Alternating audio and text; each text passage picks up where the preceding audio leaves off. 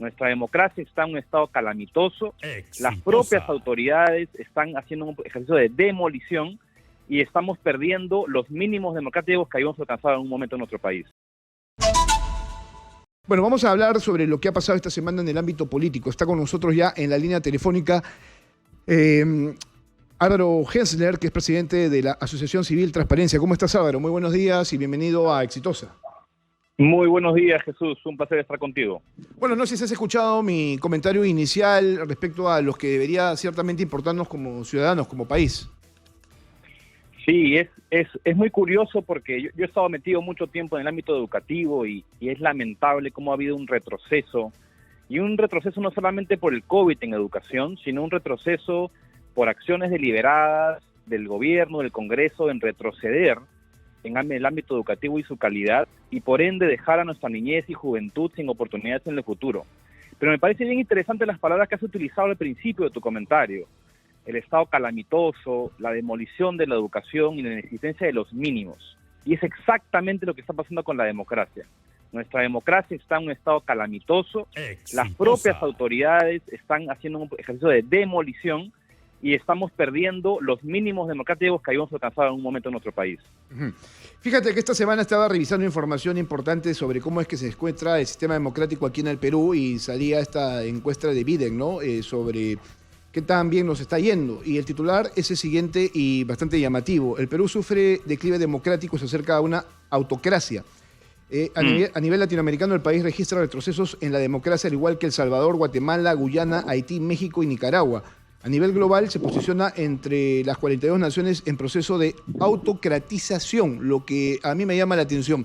Ahora, yo escribía esta semana en el Twitter, a propósito de todo lo que nos está pasando, que lo que primero deberíamos preguntarnos es si al peruano le interesa la democracia y luego si le interesa, por ejemplo, lo que sucede con las instituciones, como por ejemplo la Junta Nacional de Justicia.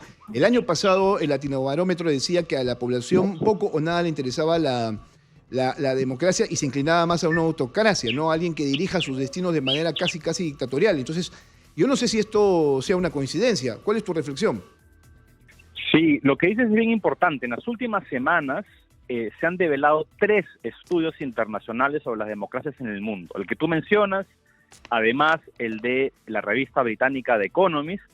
Y además de ese uno que señala del Freedom House, de la Casa de Libertad, que señala que estamos siendo un país parcialmente libre, y The Economist nos señala como una sociedad híbrida, es decir, entre democracia y entre autoritarismo. El comentario sobre el interés en la democracia es bien importante porque, a diferencia de la economía, donde el ama de casa sabe, digamos, el precio del pollo y impacta en su día a día, creo que la sociedad no ha sido capaz de interiorizar lo importante que es una democracia. Y es que hemos perdido los mínimos. Como la economía no funciona, como no hay empleo y oportunidades, como la educación está derruida, como prima la inseguridad, pues los peruanos estamos claramente dedicados solamente a eso. Pero lo que los peruanos tenemos que entender es que eso funciona sí o sí si es que hay una buena democracia. ¿Y qué es la democracia? Que elijamos bien, que las autoridades hagan bien su trabajo, que rindan cuentas, disminuir los ámbitos de corrupción. Y todo eso no está funcionando porque nuestra democracia, la peruana y la del mundo, está en plena crisis. Pero en el particular en el Perú, lo lamentable es que son los propios, algunos congresistas, algunas autoridades, algunos gobiernos regionales que están mucho más interesados en sus intereses particulares, mercantiles, mafiosos, judiciales, y no están interesados en el bien público. Ese es el drama de nuestro país hoy, pero el drama es que nosotros mismos elegimos esas autoridades que nos están llevando a una situación de abismo democrático y por ende de anarquía, y como tú bien has dicho, está aumentando la posibilidad que los peruanos, en medio de la desesperación, queramos elegir a un próximo presidente o presidenta populista, radical, y la historia nos dice claramente que ese no es el camino. Un líder o un caudillo que promete grandes promesas, que promete grandes cambios radicales, la historia en la humanidad nos dice que ese no es el camino. Se requieren instituciones y líderes democráticos que a través de el Estado de Derecho, las leyes y claro, la firmeza de querer hacer las reformas con un equipo grande de profesionales decentes, sea de derecha o de izquierda. Esa es la elección finalmente de la sociedad. pero tenemos que sacarnos la venda de que un caudillo nos va a salvar. Eso no ha funcionado en el Perú, ni en el mundo, en ningún lugar de la historia. Martín Caparrós decía hoy en una entrevista, que es este periodista y escritor argentino, de que por 50 años mucha gente ha pensado que la democracia era un sistema importante para sus vidas, pero que hoy ya está prácticamente en desuso. Que no satisface sus necesidades plenas. Algo que hemos comenzado a trabajar en Transparencia cumple 30 años, y somos una asociación donde hay 50 asociados de diferente línea ideológica, y estamos siempre preocupados en cómo fortalecer la democracia. Y estamos introduciendo este año una nueva iniciativa que esperamos que pueda comenzar a revivir justamente a los jóvenes y nuevas generaciones que sí tienen un interés. Porque en medio de las malas noticias hay un dato que es interesante, Jesús. Hay una encuesta que dice que 60% de jóvenes entre 18 y 25 años sí tienen un interés en involucrarse en la cosa política, en la cosa pública y ayudar a construir el Perú que tanto soñamos. Ese 60%, muchos están yendo del país, muchos están perdiendo la esperanza. Lo que está haciendo Transparencia ahora en una nueva iniciativa, estamos creando un laboratorio de innovación democrática. ¿Qué intenta hacer este laboratorio? Acercar a la ciudadanía a la cosa pública, utilizando la tecnología, utilizando la data. Estamos, por ejemplo, conversando con la Contraloría, porque la Contraloría hay mucha apertura de data sobre las cosas que pasan en el país.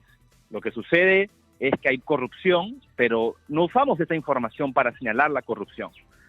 Hay un grupo de voluntarios que los vamos a entrenar probablemente para que sean una especie de hackers, pero cívicos, que utilicen la información para señalar la corrupción. Y como esa hay otras iniciativas que estamos impulsando en cómo acercar a la gente joven, a los ciudadanos, a que a través de la tecnología, así como uno va al mercado y hizo su yape, cómo utilizamos un yape por la democracia para vincularse con la cosa pública y comenzar a sentir que efectivamente mi rol como ciudadano tiene un impacto. Y eso lo estamos lanzando en los próximos meses y es una iniciativa que intenta justamente eso, reactivar la importancia del rol ciudadano. Bueno, porque te cuento un dato, Jesús, en estos estudios internacionales, en The Economist tiene una serie de categorías, y una categoría se llama participación política. Ajá. Participación política no solamente es que yo participo en partidos políticos, sino que participo de la vida ciudadana, en la vida de mi barrio, en la vida de mi región, de mi localidad. Ese es el elemento que más ha bajado el último año. Es decir, los ciudadanos estamos apáticos, estamos cansados, estamos desesperados. Y el Perú no va a salir de su situación con un caudillo que mágicamente soluciona las cosas. Eso implica trabajo de todos. Implica que volvamos a recuperar la esperanza y a involucrarnos en la cosa pública de una manera decente, ética, responsable y, bueno, Transparencia y otros. Estamos creando los canales para que la ciudadanía pueda activarse. Para entrecomillar, a Caparrós decía, para la gente de 50 años o menos, la democracia es ese sistema en el que han vivido bastante mal todas sus vidas. Y tú estabas hablando de lo que significaba la vida democrática, de la participación de la población en partidos políticos, pero en este país hasta eso está destruido. Mira, el IDEA Internacional con Ipsos ha sacado una encuesta hace poco, justamente tratando de medir también la calidad de la democracia, y es lamentable que cuando se le pregunta a la ciudadanía si es que participa en partidos, en gremios, en asociaciones, menos del 5% de nosotros estamos involucrados en la vida cotidiana. Cuando uno mira Chile, cuando uno mira Uruguay, cuando uno mira Costa Rica, Brasil, el compromiso ciudadano con su país es mucho mayor. Algo lamentable, Jesús, que podemos ver en estos días es que frente a la debacle en una serie de temas, como por ejemplo la independencia judicial electoral con el tema de la Junta Nacional de Justicia, me sorprende el silencio de instituciones, me sorprende el silencio de líderes, que frente a una aparente contradicción o postura de bandos, no tienen la valentía de defender la democracia. Porque la democracia no es defender tu ideología, la democracia no es defender lo que tú piensas que es lo correcto políticamente, la democracia es defender las leyes, la Constitución, el Estado de Derecho, las instituciones, independientemente de si es que la persona que está de turno se parece o no se parece a tu ideología. Y en el Perú hemos perdido eso, la convivencia democrática, el pluralismo, la capacidad de conversar entre diferentes. Bueno, ese es el intercambio de información.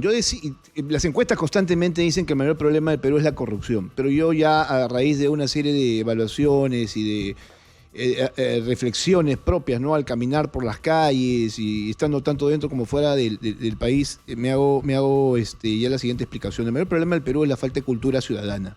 Si tuviéramos o sea, si fuéramos una sociedad más culta y más informada, tendríamos mayor capacidad de discernimiento y mayor sentido crítico para tomar decisiones y saber exactamente qué es lo que nos conviene o no.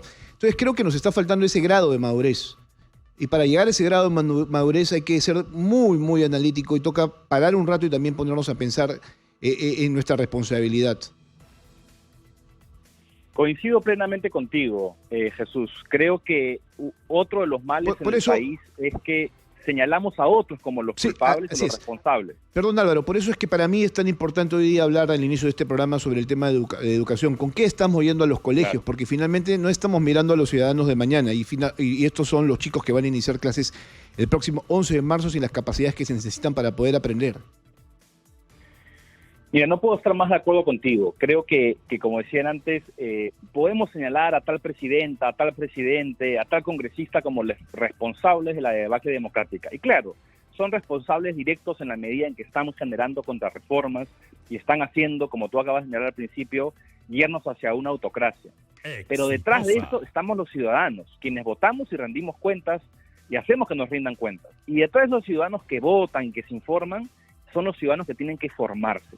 Y nuevamente, entre el 2010, entre el 2015 hubo un despertar de la educación y comenzamos a ponerle atención, visión, agencia, estrategia. Pero nuevamente hemos retrocedido y hemos claudicado a que la educación pública en el Perú sea de pésima calidad, que siga habiendo disparidades y no estamos entendiendo que el Perú no lo va a salvar un caudillo. Al Perú lo va a salvar una buena educación basada en valores, en el civismo, en la responsabilidad de hacerme cargo de mi familia, de lo mío y también de la cosa pública. Así que coincido contigo y creo que tenemos que hacer un trabajo en doble camino, de cortísimo plazo, contener a las autoridades y congresistas que están demoliendo nuestra democracia y a la misma vez una mirada de largo plazo, de enfocarnos en la educación, enfocarnos en los jóvenes, enfocarnos en la niñez, en formarnos en los valores cívicos, en el pluralismo, en la libertad que puedan tener ellos de tener una posición partidaria de un lado o del otro, pero a ser responsables en un sentido crítico y basándose en los valores éticos que han fundado nuestra república y que hemos ido perdiendo vez tras vez, donde prima el interés particular y no prima el interés público por todos los peruanos. Yo soy bastante partícipe y impulsor de ir más al tema de fondo, finalmente a lo que nos está fallando, porque creo yo que los debates que se dan en diferentes medios de comunicación son muy, muy superfluos, porque parece que fuéramos simplemente cajas de resonancia sobre problemas que se van presentando y se seguirán presentando. El meollo del asunto va por otro lado, y es de lo que hemos estado conversando en los últimos minutos, porque claro, aquí tengo la pauta. Hablemos, por ejemplo, de lo que ha hecho el Congreso con la Junta Nacional de Justicia, de lo que ha hecho el Congreso con el retorno de la bicameralidad, del cambio de presidente del Consejo de Ministros. Bueno, de eso hemos estado hablando toda la semana. Pero el mayor problema de todo esto es justamente eso, ¿no es cierto? O sea, que nosotros les estamos dando representación a un grupo de gente que no tiene las capacidades o el compromiso por el país. No, y además si te pones a pensar, hemos criticado mucho que en la proliferación de los partidos políticos, de vientres de alquiler, de personas que simplemente quieren llegar al poder para defender sus negocios y sus intereses, pues, entre comillas, qué interesante y qué comprometidos esas personas que han hecho partidos para defender sus intereses de negocios, porque ahí notas un compromiso por defender lo suyo. ¿Qué pasa con los otros peruanos de bien, que sí les interesa la patria? ¿Están formando partidos políticos? ¿Están militando en la vida política? ¿Están formando asociaciones para levantar su voz? ¿Están participando en los gremios y diciendo que esto está dañando la seguridad jurídica del país? Es decir, es muy fácil, Jesús, señalar lo mal que están haciendo las autoridades y quedarnos en la superficialidad del problema. Pero el problema de fondo es la educación cívica de nuestros ciudadanos y la participación política en diferentes medios para defender la democracia. La democracia no depende de una persona, ni siquiera depende de 130 congresistas.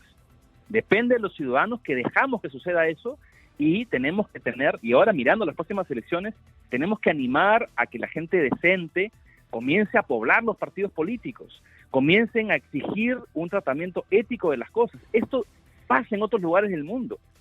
Mira, en Uruguay, por ejemplo, yo tengo varios amigos uruguayos que son empresarios, tienen sus trabajos y militan en los partidos políticos, hacen vida partidaria, algo que nosotros en el Perú hemos privatizado nuestro rol ciudadano, hemos dejado que otros lo hagan.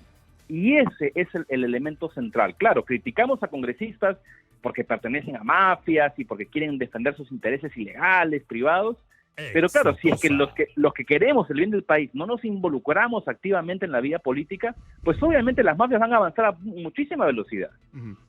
Hemos dejado abierto el terreno para que otros tomen la política y nosotros, ni de los gremios, ni las asociaciones, ni los partidos mismos, estamos asumiendo nuestro rol histórico, patriótico, de asumir la rienda del país y no permitir que otros se lo lleven y sean bandas y bandidos y no defensores de la bandera. Mira que no es tan difícil interpretar el desarrollo de un país, sobre todo cuando se cometen atropellos por parte de determinadas instituciones, ¿no? El Congreso de la República tiene un alto nivel de desprestigio. Hoy, por ejemplo, se publica una encuesta de Datum donde dice que el 84% de los peruanos se sienten inseguros en las calles. Sobre esa materia, a pesar que nos está estallando en la cara el problema del incremento del crimen organizado y la delincuencia, no se dice o se hace nada dentro del Parlamento Nacional. No hay una discusión ni una búsqueda, por ejemplo, de unidad, ¿no?, de todos los involucrados en este tema. Y ahora, también se habla de los niveles de aceptación del gobierno, de la señora Dina Boluarte. 85% de desaprobación, solamente el 10% la aprueba. Entonces, ¿cómo puedes tú conducir un país, pero sobre todo estrategias, ¿no?, de cambio con este nivel de representación que es prácticamente nulo, ¿no? Sí, cuando uno analiza las encuestas de aprobación del presidente y del Congreso en los últimos 30 años, las aprobaciones se miden desde 1990.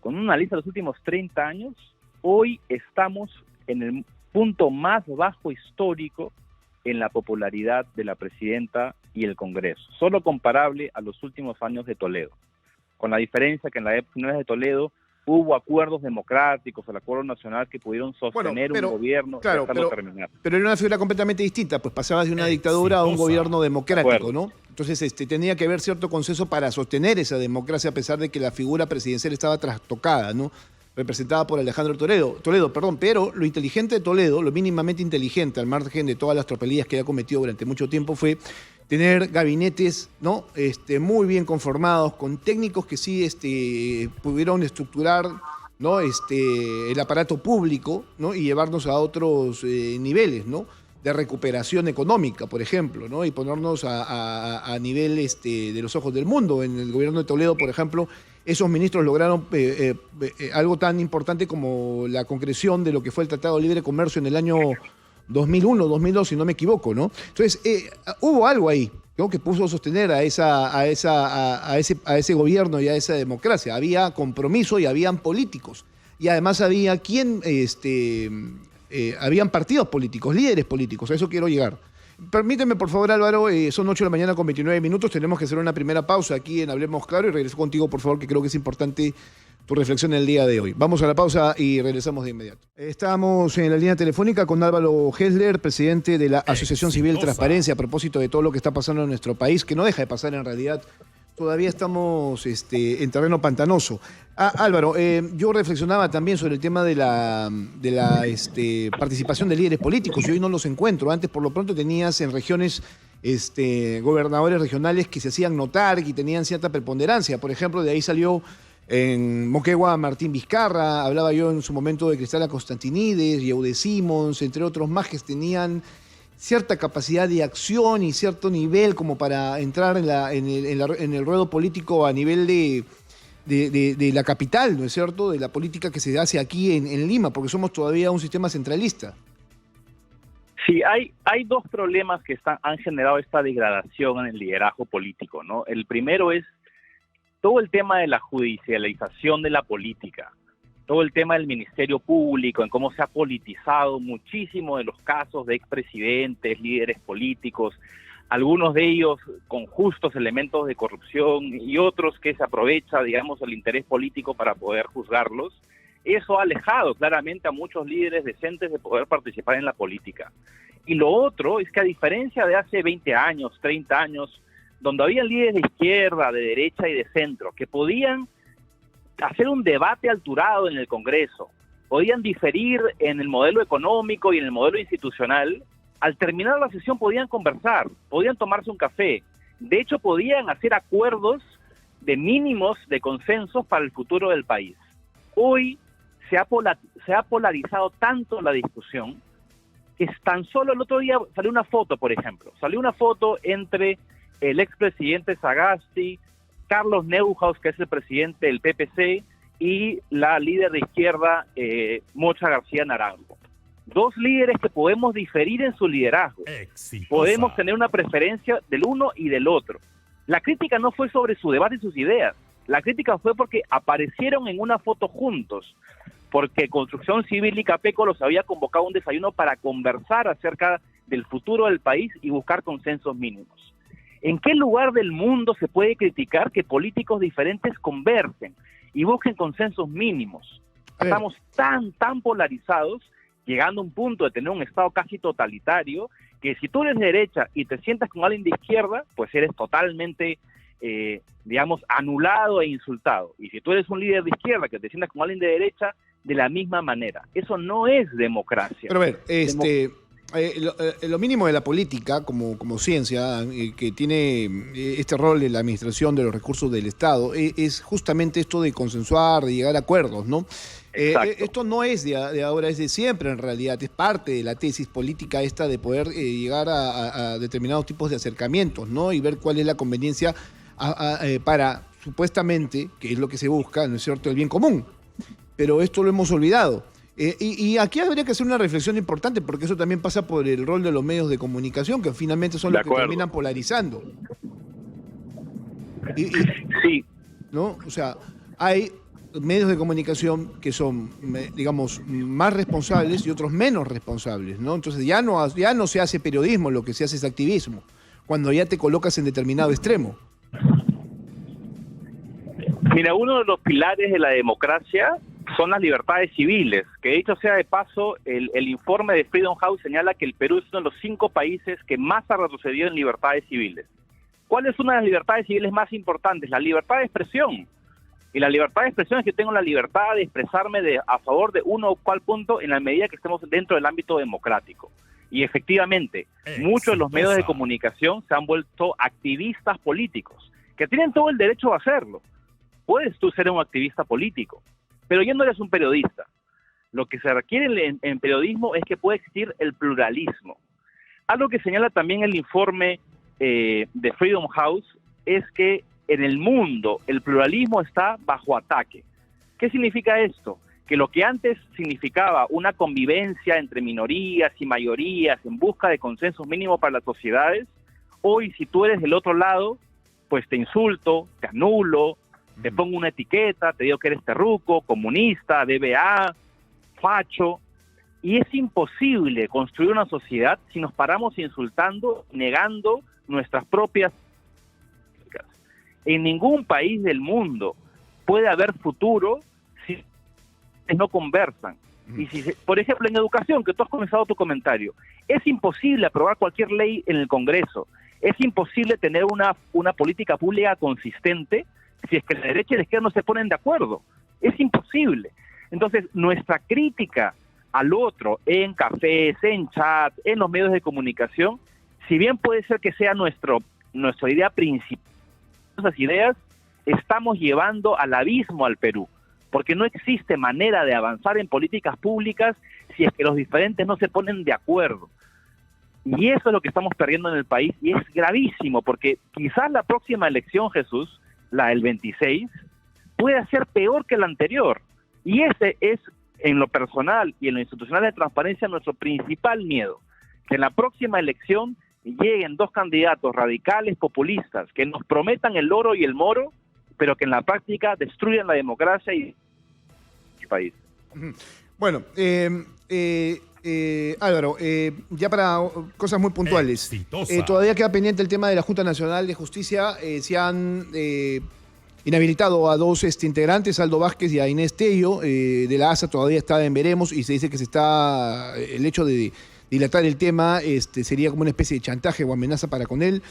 Yo no sé en qué va a terminar eso, ¿no? Ahora, pero yo tampoco es que comparto esta idea de que es un golpe a la democracia. La democracia hace mucho tiempo está golpeada, o sea, hace mucho tiempo tenemos un sistema democrático que es deficiente. Entonces, ¿qué es lo que crees tú que va a pasar? Sí, lo que hay que señalar claramente es que la razón por la cual han inhabilitado por 10 años a los dos miembros de la Junta es una vergüenza, no son por las razones que están expuestas en el documento. El Congreso, claro que puede juzgar, claro que puede inhabilitar a miembros de la Junta, pero en la opinión de Transparencia ha sido una arbitrariedad y ha habido una desproporcionada medida frente a ellos. Ahora hay que esperar un poco el proceso con el Poder Judicial, con el Tribunal Constitucional, con la comunidad internacional. Aquí hay que señalar algo, porque acá no se trata del tema de ideologías, otra vez no hay que confundir los problemas. La comunidad internacional, la ONU, el gobierno americano, está muy preocupado por el tema de la independencia judicial y por la independencia electoral en el Perú. Solo por darte un dato para que nos demos cuenta que acá no hay ideología de por medio. El Fondo Monetario Internacional, que es la máxima autoridad en el mundo para ver el tema de las finanzas y la estabilidad económica de los países. Dudo que el Fondo Monetario sea caviar o comunista. El Fondo Monetario Internacional la semana pasada estaba en una misión en el Perú. ¿Y cuál ha sido su preocupación? Su preocupación no ha sido nuestras finanzas fiscales, no ha sido nuestra economía. Su preocupación ha sido la inestabilidad política en el Perú y específicamente la pérdida de independencia judicial electoral que significaba ese tema de la Junta Nacional de Justicia. Con lo cual es un elemento que tenemos que ponernos a pensar cómo la comunidad internacional está preocupada por el accionar de los congresistas. Hay un camino por delante, esperemos que prime la justicia, esperemos que prime la independencia de poderes y a Transparencia estará muy atento al devenir de la situación. Álvaro, muchas gracias por estar esta mañana con nosotros. Creo que era importante hacer ciertas reflexiones respecto a lo que nos sucede, pero más de fondo, no con el día a día, ¿no? Que lo estamos comentando constantemente. Pero de estas cosas particularmente en nada poco se dice. Un fuerte abrazo. Gracias. Gracias, Jesús. Un placer. Bien, gracias a oportunidad. Bien, gracias a Álvaro Hensler. Él es presidente de la Asociación Civil Transparencia. Con todo lo que estamos pasando, siempre es importante tener algo más de lo que normalmente solemos escuchar en medios de comunicación en general.